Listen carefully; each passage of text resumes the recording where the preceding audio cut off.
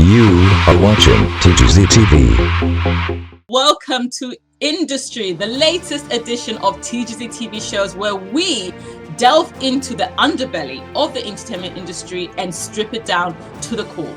Over the next coming weeks, we are going to be speaking to a number of amazing public figures and entertainers, as well as celebrities, who are going to be giving us an insight onto the industry as a whole and telling us about their journey within the industry. Right. So what we did on every song that we were recording, because also you have to consider the fact that, studio time is very expensive. They give you, those days they gave you just like an hour. This was also a period where KO and Mai were starting to solidify the Cash Time brand. Right. Which I was not a part of. We need to have T-shirts. No, we don't do that. You know, that's why I think now it was business. Wow.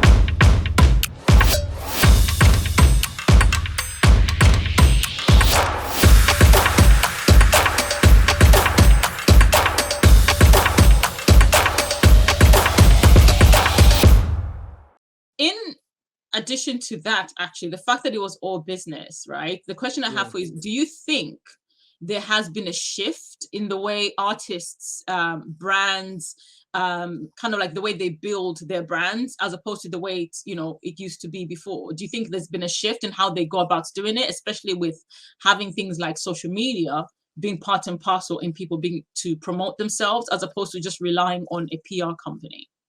Things have really changed and they've taken like a whole 180 turn these days. And, also we must not, shy away from the fact that there's a new genre in the country that has really taken over. Like it's taken over the airwaves everywhere. Like you don't turn your radio on and not stumble upon one Amapiano song within 5 minutes of just, switching radio stations. The way that the market is now, that word that you used earlier, saturated, like I think there's a lot of saturated, yeah. Yes, there's a lot of young guys that are very, very talented, and they are coming up with new ways of doing things, and they not only do they use PR companies, but they've got strategies, they've got strategies, like they've got endless strategies where they'll go and and create relationships with like social media influencers and just people that have influence on social media. They'll now also another option will be to look for people that can dance. If it's a dance song, TikTok dances and things like that. Yes, and they can post those videos. It's even surpassed radio, literally, in the country where a song can sell. Yes, so TikTok in itself has actually made stars in the country these days, and it's just like a whole like variety of ways, endless ways that they are using these young guys, where they are reaching out. But I also, on the contrary, feel that, the business side of things, I don't think that they've got a mentality for the business side of things. No. Because if I look at like the biggest artists in the country, they charge very, very low for shows. And if you take artists like the biggest artists in Amapiano right now, it's like your Kamompela, Jazzy Q, it's so many of them, they charge so low that even the OGs of the game, like for them to charge that low, it's not gonna make sense. I don't know if you understand what I'm saying. No, I actually perfectly understand. Are you telling me that artists are actually not making that much money from shows anymore because of the oversaturation of the industry and also for right now it's just fame over fortune. That's what's happening right now in the country. Wow. Where, these young guys lately, they've got such talent. They've got such talent that some of them, they have not even finished high school. But the engineering skills are so up there, the top tier, And I think it's also because of the whole, technological world that has opened, like your YouTube, where these kids, instead of spending money going to study music, they just spend money buying 20 Rand or like just cheap data to get on YouTube and spend time on YouTube. And it's so many of them. There's a lot. It's a lot. It's a lot. I mean, the world has grown bigger, the populations have grown bigger, so which means industries, obviously, each industry is going to be oversaturated. So I just want to ask, you've mentioned Amapiano, obviously, several times, okay, during our discussion. Yeah, and how do you feel about the genre? Obviously, it is the poppy one, it's the happy one and things like that. But we also know whenever something is a fad, it only has a certain lifespan, which means in maybe even by the end of this year or next year, Amapiano will be something of yesterday. So how do you feel about it right now, as it definitely has taken over the airwaves? And as a media company, we are very much aware of a lot of signings happening with Sony Music Africa, where they've been signing a lot of Amapiano, artists, basically, more than the other genres of artists. How do you feel about the genre taking over and not really giving much room? Because that's what it looks like right now. It's not really giving much room for other genres of artists within South Africa and possibly other parts of Africa, actually, because Sony Music Africa is literally focused on that, but I don't see them branching out much when it comes to other artists within South Africa and outside of South Africa. Amapiano is something that is very, very vibrant, and it's also, to people that are like my age, people that are in their 40s, that sound is it reminds them of Kwaito, those back then, and back then Kwaito used to be loved by people that are my age right now, and people that are young, like how young we were when Kwaito was popular, are young right now. And hip hop actually it shook things in the country. It actually took a lot of ground in the country, literally since mid 2000 until like the last 2 years when Amapiano kicked in. And hip hop wasn't really, it was resonating to the people out there, especially through groups like myself, like TEARGAS with myself, Squatter Camp, Double HP, you name them, people that actually push the ethnic sound, the sound that, that uses a language that people use a lot, which is Venek. So Amapiano also has a lot of that. And if you also look at, how Amapiano also actually got to take over in the country, when music groups like TEARGAS, when people like Double HP, obviously, Peace to the Dead, and Pro, and people that were actually pushing the vernacular side of hip hop, when they suddenly got, like there was this sudden like movement, or rather shift, from that part of hip hop in the country to the part of hip hop that sounds like Nasty C. Nasty C. If you are if you're somebody that doesn't know Nasty C, you are in America or wherever. If you listen to him rap in that American accent, you'll be convinced that he's not from Africa. So yes, and I love Nasty C. I love that boy. He's my boy. He's my boy, literally. And when that type of sound took over, it kind of took away from what we were doing that brought people closer, that sounded more like Kwaito, which is for the people. But now this was like a hip hop, boom, boom, bap kind of sound. But we had the language that they spoke. So that's how we actually drew people closer to us and to our sound. So Amapiano these days is bringing that exactly. It's bringing this ethnicity, and it's so local. It's so local. It is very like local. There's nothing like it in the world. And I feel that the only problem with Amapiano right now that needs to be sorted is the business side of things. I think the business is lacking, and people may just find themselves being more popular than they can be able to put food on their table. Yeah. And that could be which is what is happening right now, even with older artists. But I think that's been extremely prevalent within the industry worldwide, but more so within the African music industry. And this is because of a lack of education as to how the business side of things work. Therefore, people see an opportunity where they offered a certain amount of money. And like you said earlier, you guys were seeing 10,000 Rand when you only could not even have, 5 cents before, you were like, oh my God, this is amazing.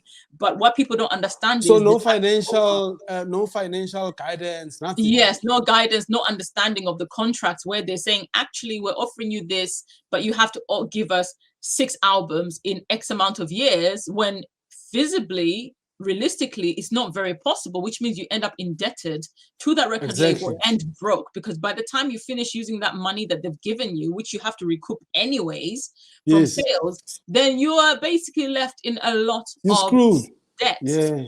And I feel like a lack of education is what's causing a lot of people not to earn what I feel, especially if you're talented, you put in the work in, are deserving, so I think maybe a lot more education needs to be put in place for that to kind of happen, you know what I mean?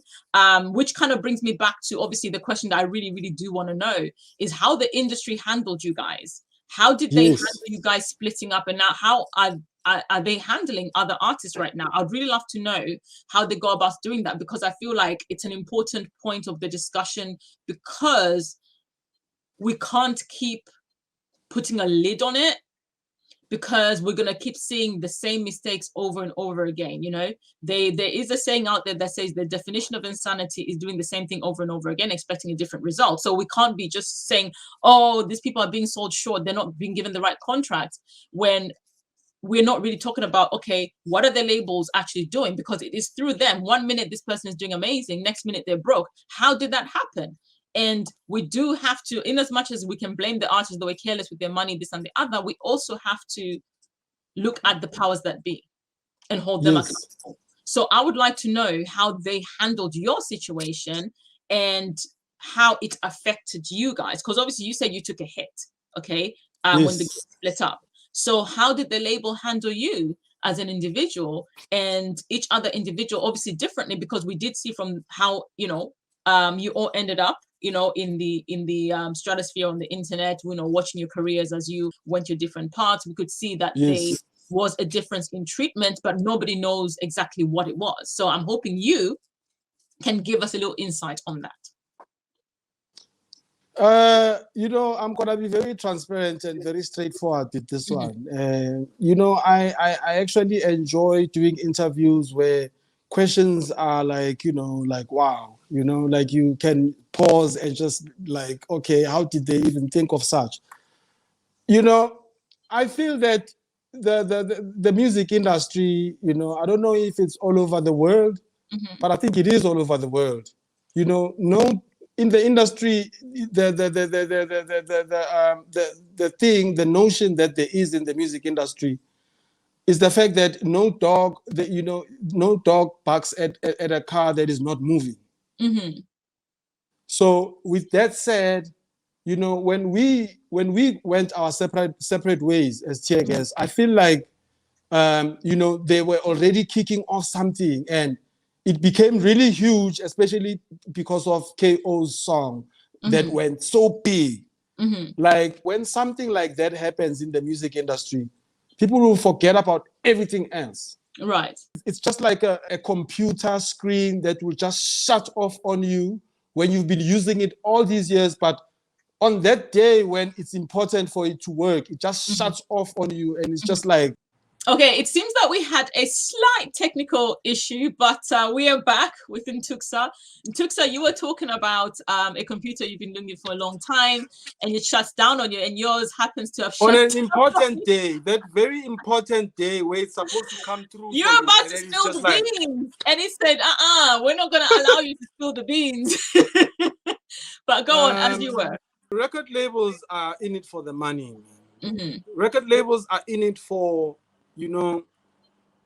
for the profits. They're in it for the profits, and there's no doubt about that. I've been in the industry for a very long time to be fooled by somebody that will tell you they're here to enrich you and they're here to make your life better. Nothing. There's none of that. Do you think there's no record label that exists anymore that does want to pioneer?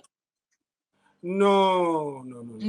Unless it's a record label like Afribiz Entertainment, my record label, where I've seen things in the music industry, and I've, like myself, I'm a musician, and I don't want to see musicians go through what I went through. What you went through, yeah. Because a lot of those, sometimes you can't even blame those companies because they are so like that. They've got staff to pay, they've got things to do, so that's why they are financially driven. Right. So you can't necessarily, extend any, little bit of hate towards them in any way. But the industry, when we split up, I felt like the industry did what the industry does. I remember, I think when the split was just about to happen, we were still on stage together. But you could feel that, this stage that I'm on, why am I even here? Because, things were not going well at the time. And I feel like that's when the social media thing had, started going in people's heads. Because I think KO's song had already been out at the time. And, being such a huge song, also, you can't blame anyone, for having a huge song, If a song is huge, I'm sure, I don't know how I would have acted if it was me with a song like that. But he acted the way that he did, and on stage, there was a lot of disagreements. Like, I found myself, just being left on the side of the stage those days on some, if you not catch time, stand there. If you catch time, stand there. You understand? What? It was just not so comfortable. And and the worst thing, it happened in front of like that one time that it happened. I think we were in Durban, and then it was like some show happening. I think it was one of the last few shows that we did in 2013, I think. And we had been doing this show in Durban, and it was like one of the big shows that happened there, something called Sunday something. In Durban, there was like all the big artists were there. Anati was there. Kulichana was there. It was all the big artists were there. Obviously, the whole Durban wave was there. And I was alone on the side there, and the fans were like, "What's happening here? Why does it look like the stage is incomplete here?" You understand? So those are the things that drove me away, actually. Oh, wow. When you don't belong somewhere, and you are made to feel that you don't belong there, why must you force yourself? Right. And but what was the? I want to know. Obviously, this is happening. And I didn't. Sorry, Ethel. I didn't even go out to the public to mention some of these things. Some of these things are very fresh to your show. I didn't go and mention those things because is anybody gonna be listening to somebody that doesn't have a huge song, that doesn't have a group that is new, that just showed on a ballot paper that they are taking over? Is somebody gonna be still trying to listen to me and my complaints? They're not gonna listen to me. They're gonna say, no, you have jealousy issues. You understand? That's why I kept things quiet until now.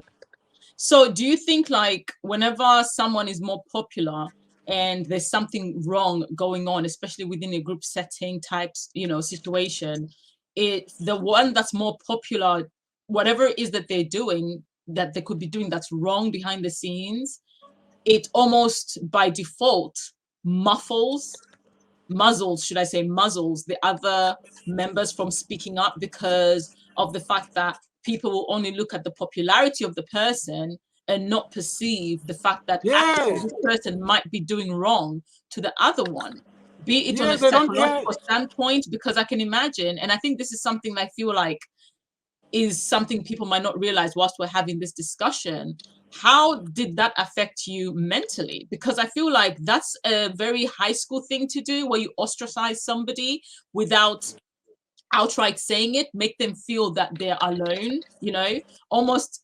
As much as I hate to use this word, it is like a form of bullying. And I feel like it can affect people's mental health.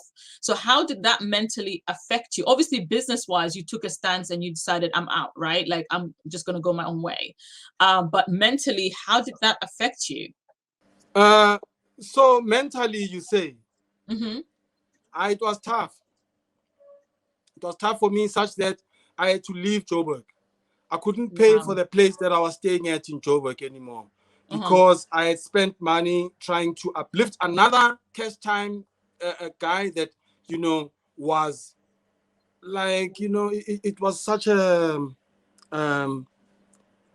situation that happened to that boy that also used to be signed to Cash Time, and he ended up getting fired from Cash Time, and it was just for reasons that were, you know, it was concrete reasons, but like how he gets fired, and you know, I'm also part of the meeting where this guy gets fired, and I'm just standing there, you know, the KO and my brother, they're taking decisions, and they say, oh no, imagine somebody gets fired at their workplace.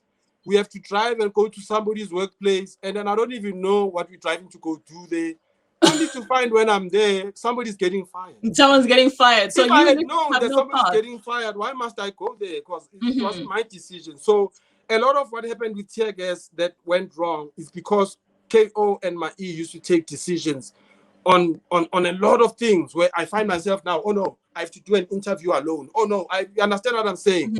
Like, you know, it was just a thing where we used the vote in everything. And that's what we had said, that, you know, there were so many decisions to make at the time, such that what strategy can we take to be content with decisions that are being made? Okay, we're gonna vote. But the vote always used to chow me, because, you know, it was to be 2 against 1. And they lived together at the same time. Even when the group had split up, they shared a house. You understand? So all the decisions that are made at the house, when I go there, they've already been made. So those are some of the contributing factors to how this thing ended up happening the way that it did.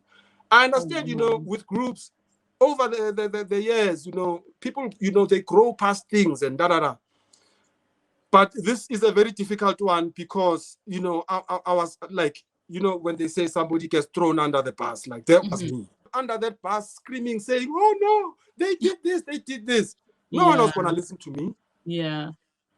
And what would you say about today, in terms of, obviously you felt nobody was going to listen to you, but I feel like now social media does give a little bit more of a voice to people, so much that even if that person is more popular, social media might actually give you that extra push to have your voice heard. Would you advise other people who are in similar situations to say, look, rather than sitting on it, would you advise them to speak up? Or what would you advise them if they were to be in your similar position today, though? You know, there's this popular thing to do, and that is to quit school, follow your passion, you know, just follow your passion. There's so many people out there that, you know, that didn't go to school. They are successful. Look at Casper, look at MT. They don't have a matric. They don't have certification. Academically, they are well, you know, they're doing well. So why must you waste time going to school? For me, you know, it's a different case. I feel that, you know, education can help you out of, you know, situations. Like my situation, I was helped by the amount of knowledge that I've got, the amount of knowledge that I still want to have, and the wisdom that I had at the time, to just not be bitter. And if you actually check the amount of music that I put out, even from that time, it's a lot of music. So a lot of things that you might have heard on this interview, you might hear little bits of it feature in my music, because that's the best way to express yourself as a musician. So, you know, I continued to soldier on. I continued to just, you know, overlook every bad, and I only looked for the positive in every negative thing that was happening. Hence, right now I'm in a very, very different setting you from what things used to be. I'm so much more experienced. My music sounds better than it used to, because I had to go back and rework my music. And the experience that I gained as a music engineer, like it just took a lot for me to get to this point. But the main thing is education. And without education, we may look at education and downplay it and say bad things about education and say, oh no, but like if I've got an uncle that has money, no, you must make your own money. Make your own money. Don't rely on other people. I was just tweeting the other day that education is very important in Africa, especially in Africa. Out there in Lusaka, it's very, very important that we educate ourselves as young people, because too often you find that a lot of jobs and just jobs, they need education. You can't look at your life and just feel like, okay, because so and so, it's just a thing of also just comparing ourselves to others. So my mental health at the time, I can't help but give a big shout out to education right now, and my patience and the way that I reason. Like, if it wasn't for the way that I always try to just prevent my sanity from anything that is bad that is happening, because a lot would have gone wrong those days, but nothing went wrong. Like it was just me trending for the fact that I'm not part of a group. So the whole thing about that trend was the fact that I'm not good enough. Right. But if I look at my YouTube now in 2021, 2022, it says different from what was happening then. It tells me that a lot of people that used to undermine me because of whatever reason, that maybe I'm not part of like that hot group anymore. I wasn't picked. I wasn't picked because I didn't know I'm not picked.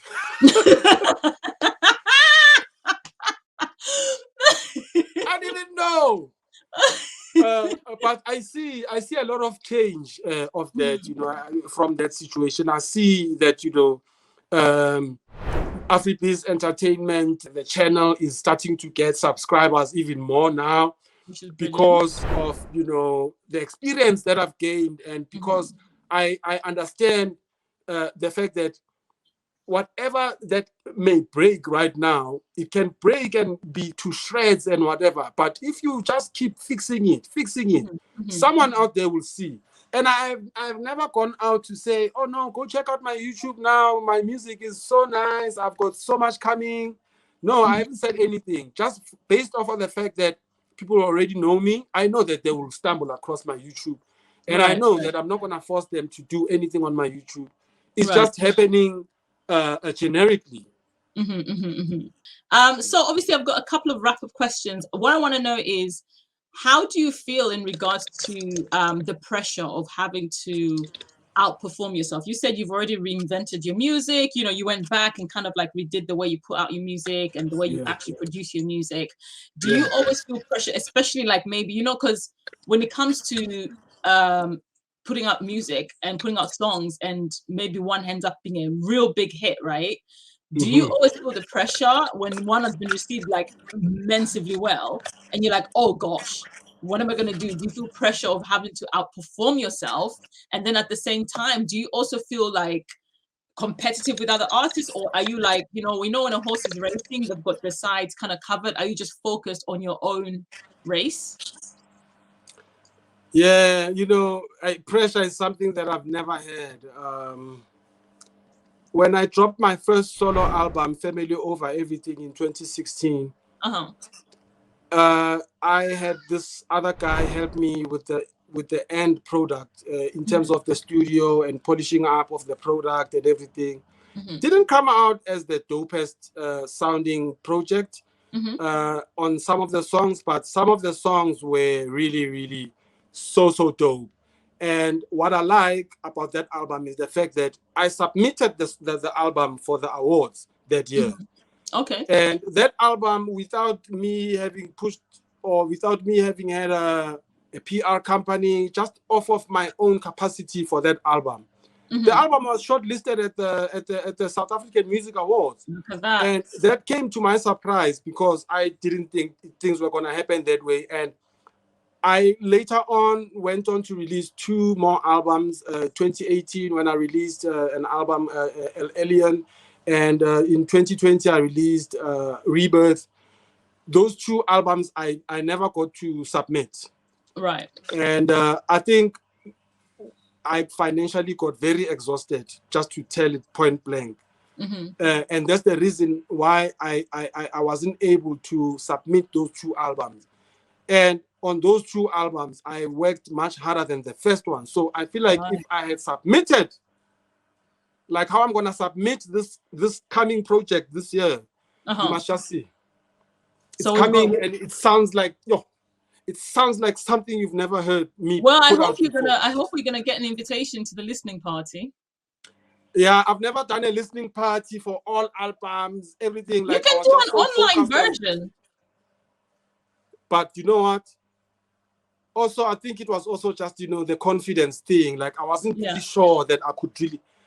But because my first album was shortlisted, that just actually gave me like a push, like an encouragement to say, hey, listen. Like I didn't even spend that much time in studio producing this album, but I got shortlisted.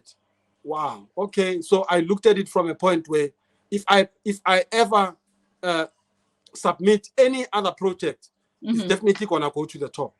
Right.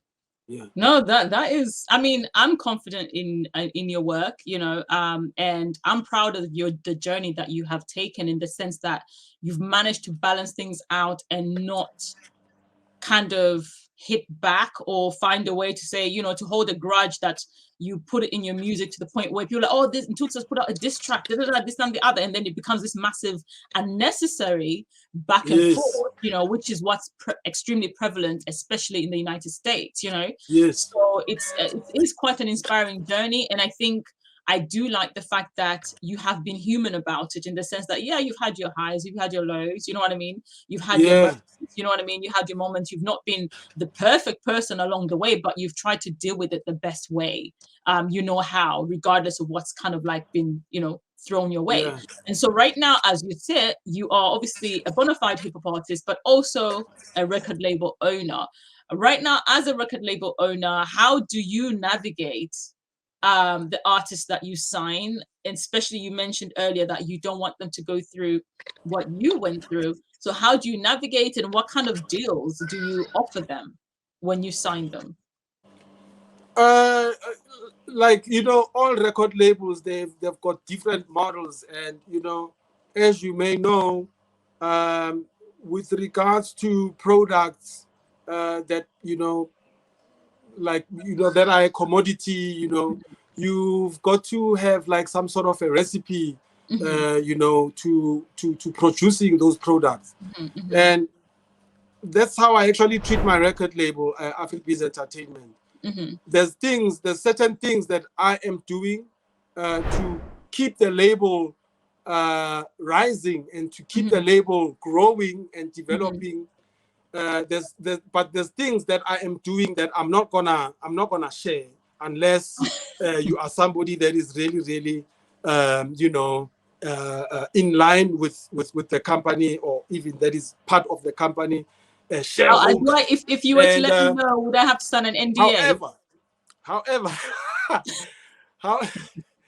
However, what I'm trying to do with these artists that I've signed, that can be a little bit different from what I've gone through. What I am trying to do is actually put them in positions to be their own bosses. Okay. I put them in positions to be able to control their own music careers. And another thing that that I may reveal is the fact that we also have things that we sort of do individually, where if you are a lady and you can sew, or you've got like a different skill, we actually enrich that, and we actually try to propel that, so that not only focused on the music side of things, because the dispensation of the music in the country or worldwide is not such that it's favorable for everyone. So we are just trying to empower. So if you are a guy, we've got guys that actually they came and they told me that they had like a skill for carpentry.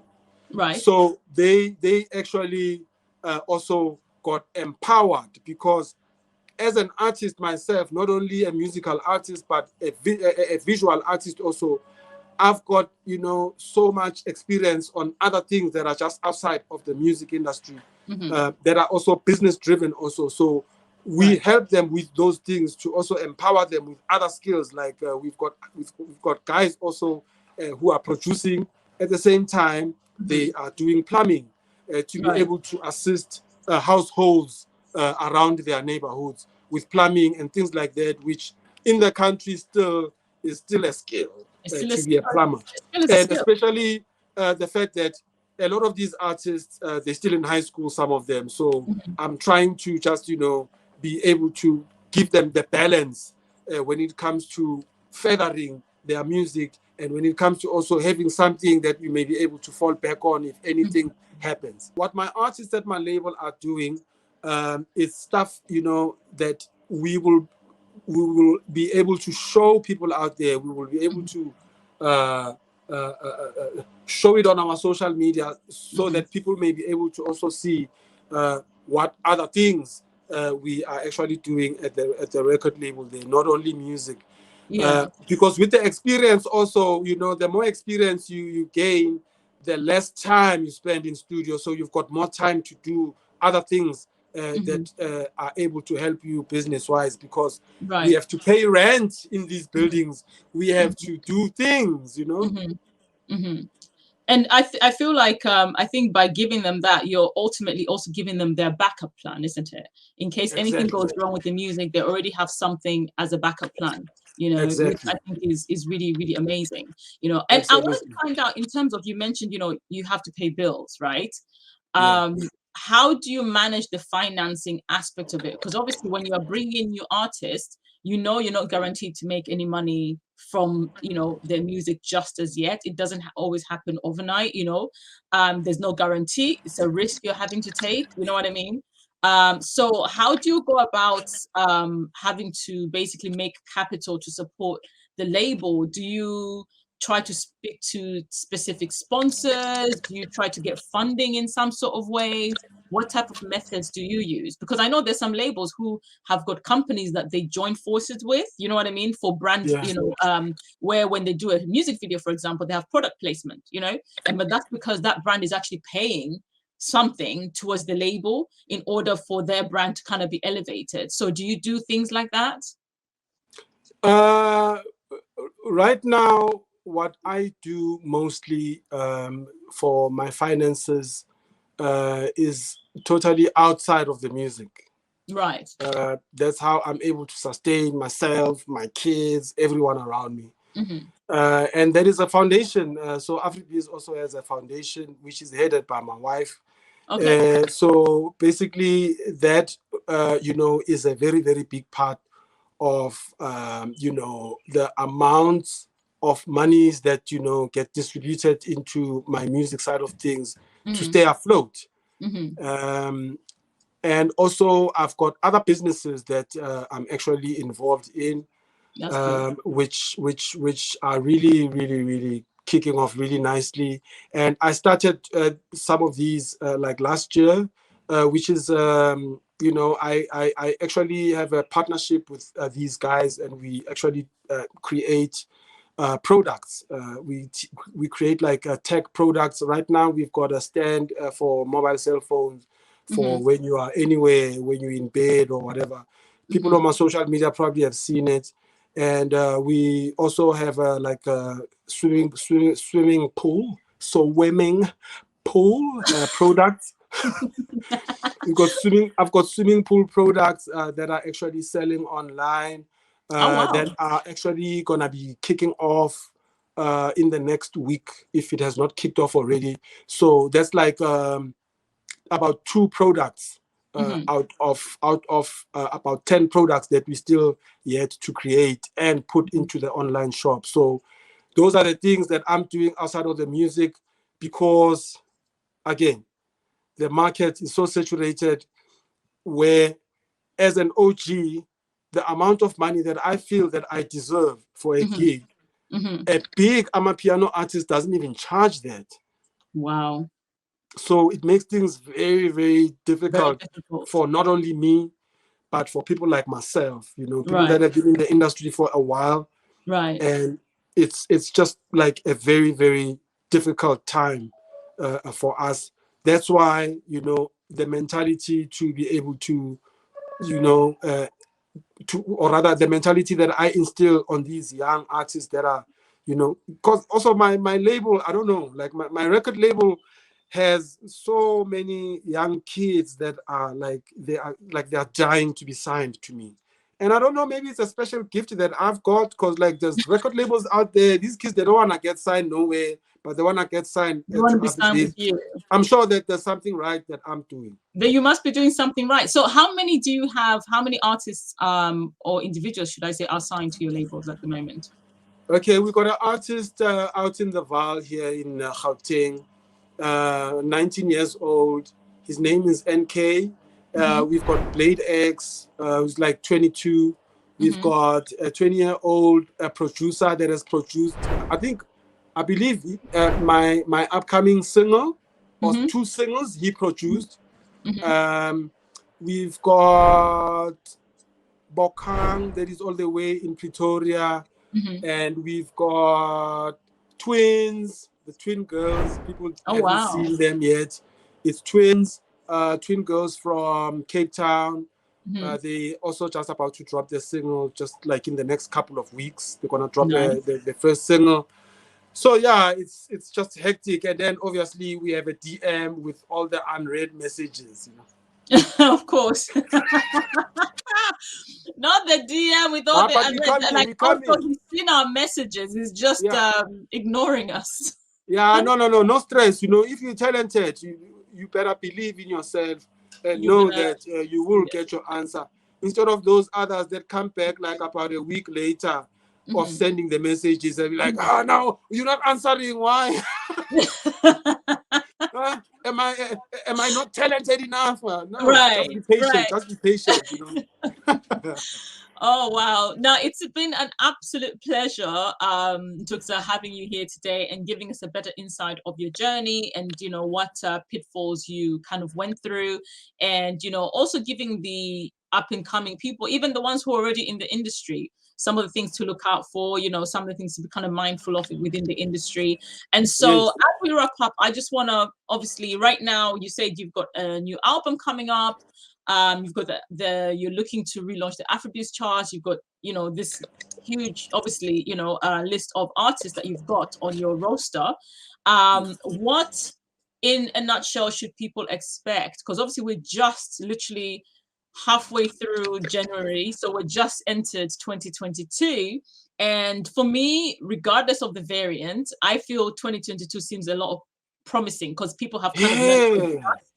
So what should we expect from you, and what is the title of your upcoming album? The title of my album is Mars Year. Mars Year? Yeah, the planet Mars. Okay, Mars. Okay. Yeah, so it's just a name. Right now it's just a name. I'm still developing it, you know. Right. But I'm such a, I don't know.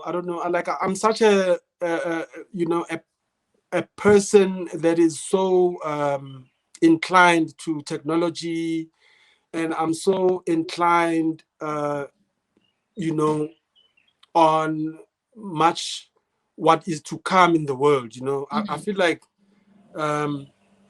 somewhere out there's a Mars Year happening. I don't know what's there about, but I've had this title for the past year, and right now I'm actually in the finishing stages. Like I'm starting now with the finishing stages of the project, and I'm because I've got so many songs. I'm hoping to release 2 projects this year.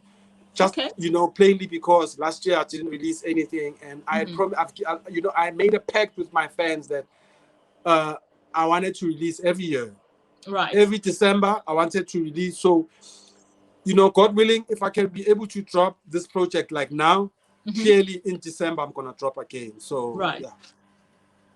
Yeah. What should people expect from Afribiz Entertainment for the rest of 2022? Yeah, the rest of 2022, we at the label there, we actually gonna be putting out a lot of music that we were actually working on since last year. So we are just aiming at, making sure that, the music comes out right.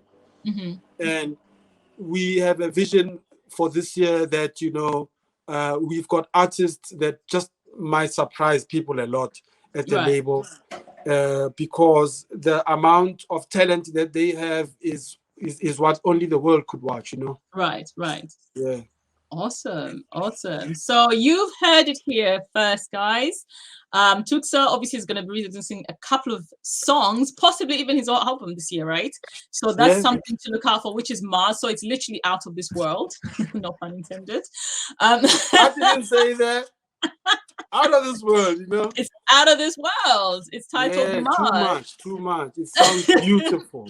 If I can say that myself, my music this year, 2022, actually my 2 last albums, the ones that I didn't submit for the awards, the best work ever. Can they find them on iTunes and iTunes is another issue.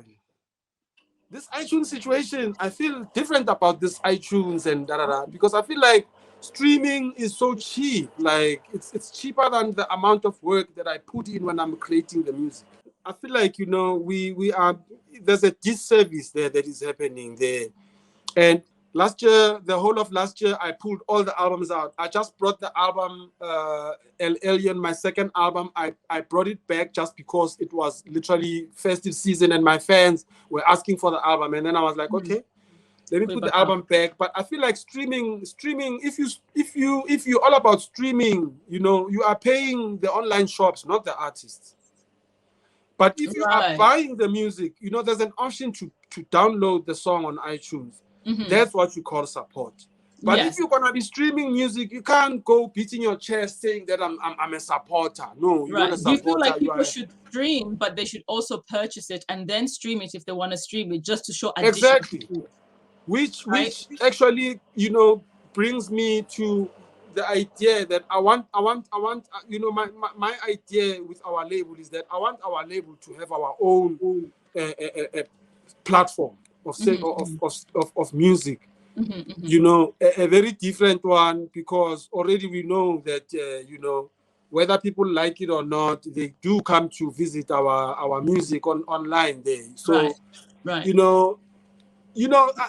for me, my thing is that, like, if somebody's gonna just be streaming music, that's like 0.00001 something. Yeah, that's what you get. Yeah, per stream. That doesn't really make any difference. So for me, and it's also promoting piracy. Do you think it promotes piracy? It promotes piracy because I feel that if you and then an artist, if you pull out your music, people are gonna go and find it elsewhere where it's being pirated. So it's just a situation that I've just been trying to. I think it's a bit of a catch-22. It's a bit of a catch-22. It is, and also at the same time, there are not all supporters, just want to stream and whatever. They want to help, but you find that a lot of times, there's a lot of big artists out there. When you actually check on the songs, on the play portals, on those music stores, you find that when you scroll down, it shows you the company that actually releases the music. Yes, a lot of times, fans see a big label there, like, and they know for sure if I buy this song, the money's not gonna go to Ntukza. So luckily, with my music, it's coming to me directly. Right, which is great. Oh well, and Slicker from Squatter Camp, because he puts my music out. So me and him as well. Right. He's my brother. We share it. Right. Well, that's a very interesting insight, and I think this is definitely a conversation we're definitely going to have at some point as well, in regards to streaming, you know, and how artists make their money.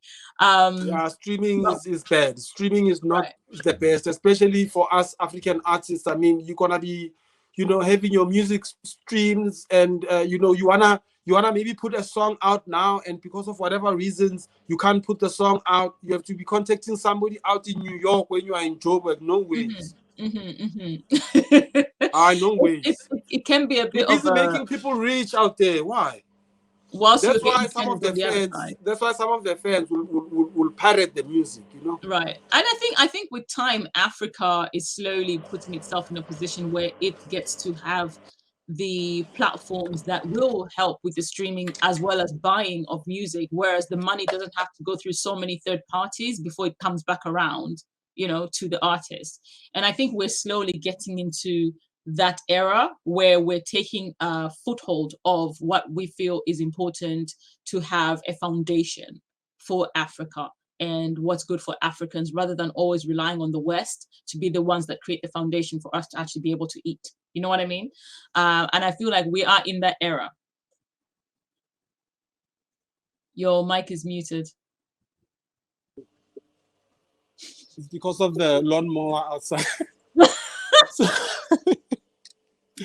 So you know, I feel like, you know, the same goes to not just, you know, the music side of things in Africa, but, you know, the same goes to everything else. The same goes to science. The same goes to mechanical engineering, where Africa should already now have a car of their own, a very nice, beautiful car. Because how many learners have we taken over to Harvard with our monies here in Africa, to give them bursaries, to take them to all these varsities? How many years has it been we've been investing in these people that in turn get the skills and they get the education from what we've sponsored them to go out of the country and come back and reinvest their knowledge to the country?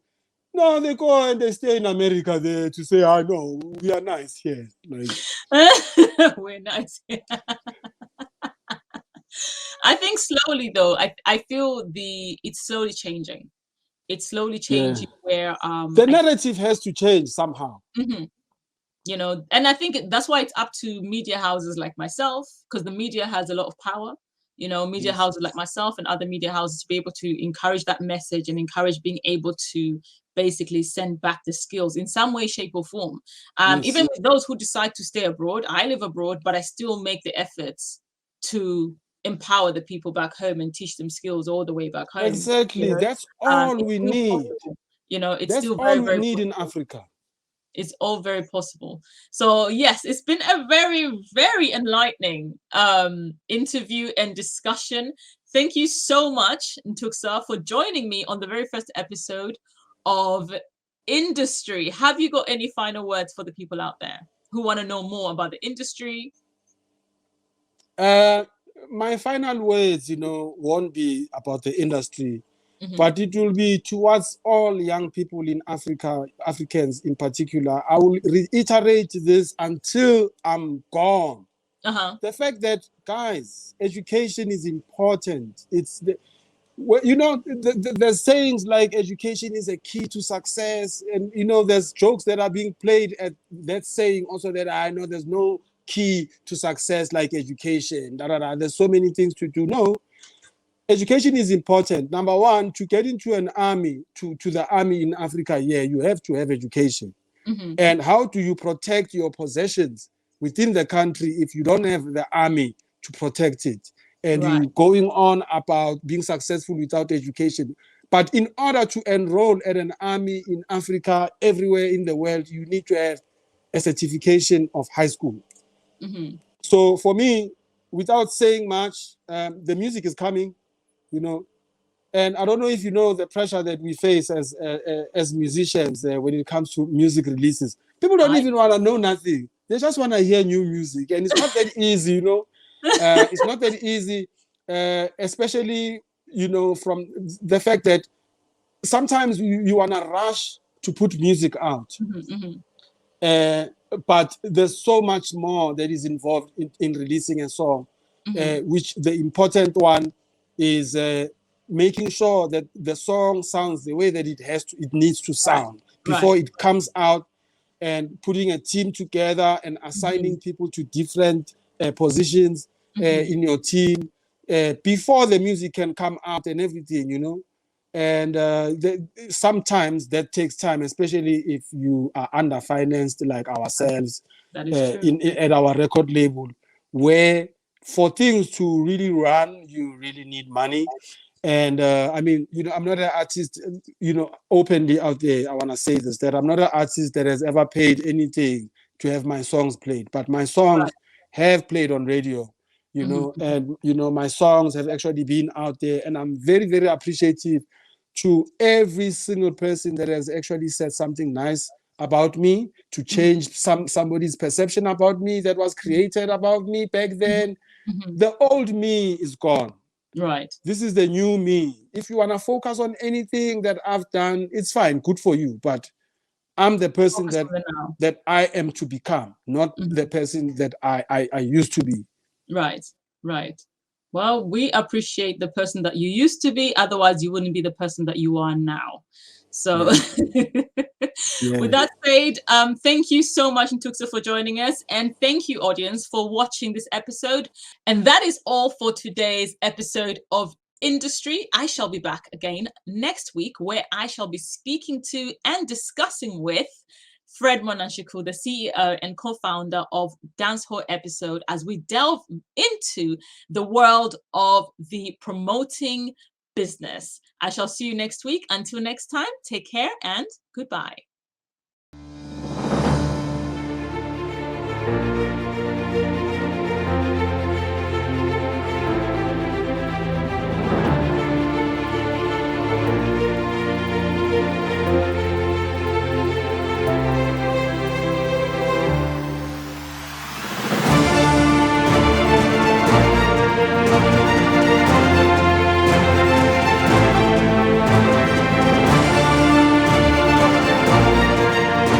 You are watching TGZ TV.